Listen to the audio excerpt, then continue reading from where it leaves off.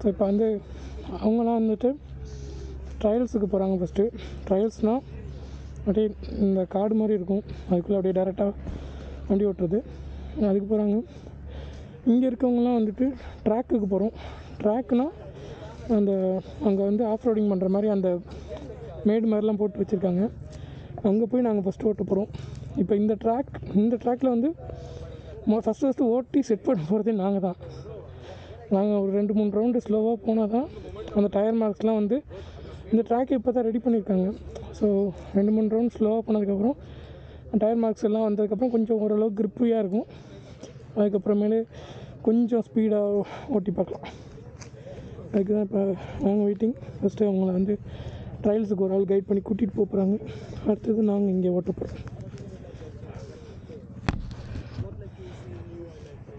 அப்போ இப்படி போகுதுன்னு